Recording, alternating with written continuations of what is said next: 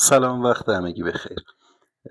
از امشب میخوایم استارت اولین جلسه تعمیر لوازم خانگی و با اولویت یخچال فریزرهای خانگی رو شروع کنیم.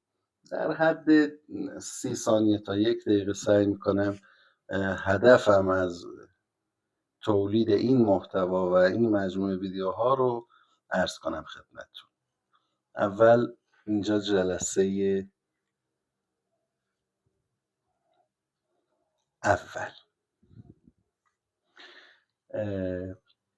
ببینید، خود من برای رسیدن به این نقطه فعلی نیاز به اطلاعات داشتم، نیاز به تجربه داشتم، نیاز به کمک داشتم و خیلی سخت بود برام تهیه اطلاعات، گرفتن کمک و رسیدن به نقطه فعلی برای آموختن، یاد گرفتن.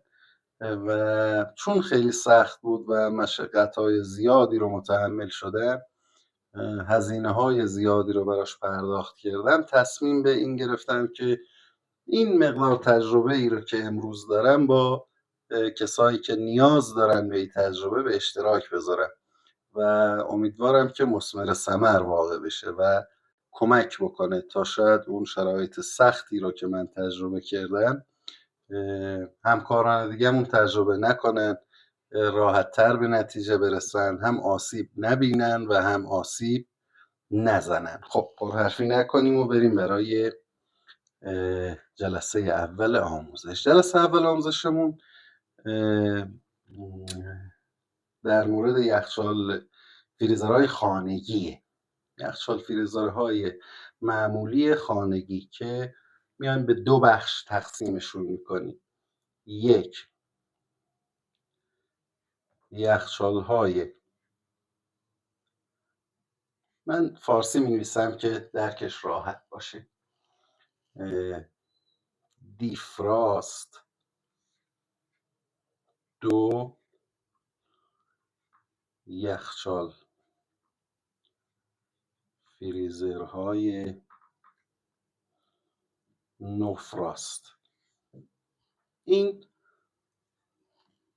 2 تا یخچال فریزرهای خانگی است. برای شروع از یخچال فریزرهای دیفراست یا با برفک استفاده میکنیم. راحت تر با اون کنار میایم باشون، میگیم این دیفراست یا نوفراست رو میگیم دستگاه های با برفک یا بی برفک. الان در مورد یخچال های با برفک بحث میکنیم، صحبت میکنیم، بحث میکنیم. خب ببینید، یخچال های دیفراست یا با برفک مثل یخچال های قدیمیمون که اون قسمت بالا توی کابین یخچال، اگه اینو کابین یخچال در نظر بگیریم، یک قاب یخدون داشت با چاقو اکثر اوقات هم برای تمیز کردن و برفک زدایی سوراخشون میکرد و عملکردشون به این شکل بود که توی این محوطه یخدون از قسمت اینجا رو اگر پشت دستگاه در نظر بگیریم، یک کمپرسور داشتیم که از یک طرف لوله رفت، حالا توضیح میدیم، کلیات کار رو میخوایم باهاش آشنا باشیم، به اصطلاح یخدون قسمت یخچالمون برودت، سرما، گاز، حالا هر چیزی که اسمشو بذاریم رو وارد میکرد به کابین یخدون و از یه قسمت دیگه هم اون گازی که سرما رو به کابین داده بود به کمپرسور برمیگردون. این کلیت کار. گاز متراکم شده رو به وسیله سیکل رفت، مسیر رفتمون به یخدون و بعد از اینکه برودت رو اینجا ایجاد میکرد، مبرد یا گاز ما به وسیله لاین برگشت یا ساکشن به کمپرسور میرسید. این کلیات کار بود. خیلی هم ساده و عامی گفتم که درکش راحت باشه. حالا برای پایش این وضعیت از یه سری قطعات استفاده شده. ما الان داریم در مورد یخچال‌های دیفراست یا یخدوندار صحبت میکنیم. حالا مرحله بعد میریم سراغ یخچال‌های بعدی. پس کلیات یخچال شد یک کمپرسور که مبرد یا گاز ما رو به یه محفظه میبره و از اون طرف برمیگردونه بعد از گرفتن سرما. خب این شد کلیات کار. خب من حالا خیلی نقاشی خوبی ندارم، اما خب سعی کردم یه شماتیک از کل اتفاقاتی که توی یک سیستم تبرید تراکمی قدیمی یا دیفراست میفته رو اینجا طراحی بکنم. گفتیم که این کابین یخچال ما بود. من سعی میکنم ساده توضیح بدم، قابل فهم باشه. ببینید گفتیم از کمپرسور 2 تا جریان رفت و برگشت گاز ما به سیستم کابین یخچال میرسید، سرما رو انتقال میداد و به کمپرسور برمیگشت. این شرایط اگر میخواست یک سره کار انجام بشه و این مبرد بره و برگرده، خب تو 24 ساعت 48 ساعت تمام این محفظه دیفراست یخچال ما، یخدون یخچال ما پر از برفک میشد، پر از یخ میشد، چون توی نسل اول یخچال های به اصطلاح دیفراست یا یخدوندار پایشی برای به اصطلاح برفک زدایی یا کنترل دما وجود نداشت و یه ترموستات فقط براش طراحی کرده بودن که ترموستات کارش این بود به وسیله اون لوله‌ای که اونم از داخل محفظه لوله از نوعی مبرد استفاده میشد، یک کلیدی رو اینجا قسمت داخل با این ولوم، ما تو منزل هممون بوده، با این ولوم دما رو از بین مثلا عدد 1 تا 5 7 حالا هرچی که داشت بنا به تایمرها ترموستات ها قابل تغییر بود. روی هر عددی که میگذاشتیم مثلا ما دمای مثلا منفی 17 درجه توی کابین یخدونمون میخواستیم، اینا تنظیم روی مثلا عدد 3 4 یا 5 میکرد و به وسیله این لوله کلید ما رو اینجا، این ما یک کلید اینجا داریم، من اینو پاکش بکنم تا این کلید بتونم توضیحشو بده. ببینید اینجا یه فاز و نل داریم که این فاز و نل باید به کمپرسور ما برسه، اما قبل از رسیدن به کمپرسور ما میایم با یه ترموستات اون عمل پایش رو انجام میدیم، یعنی به مقدار نیاز برودت که به کابین رسید این ترموستات وظیفه قطع کردن کمپرسور رو به عهده داشت. چه شکلی؟ یه فاز و نل داشتیم. ما تو تمام لوازم برقی نیاز داریم به فاز و نل، لوازم برقی معمولی. حالا ما با اینورترها کاری نداریم که با برق 220 ولت 50 یا 60 مگاهرتز کار میکنه. یه به اصطلاح فاز و یه نل برای تمام قطعاتمون.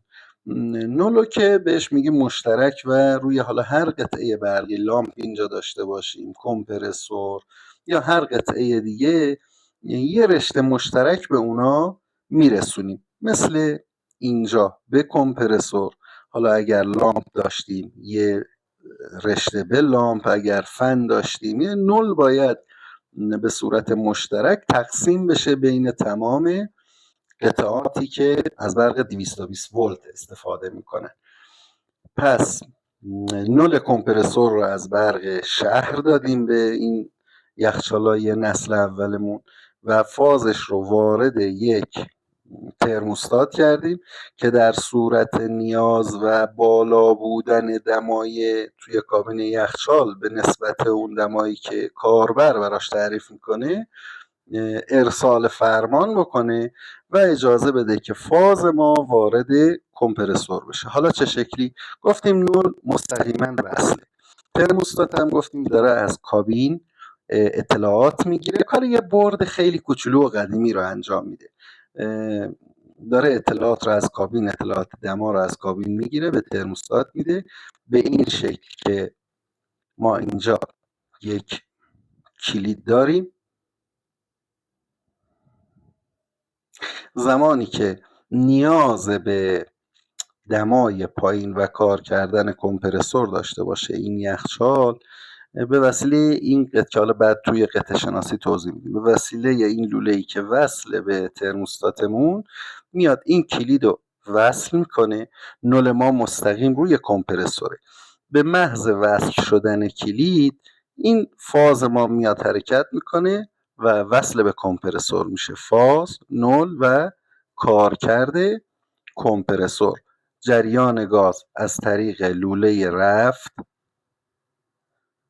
به قبل از کابین و لوله موی، پاشش مبرد، تولید سرما، انتقال سرما به محیط کابین و برگشت گاز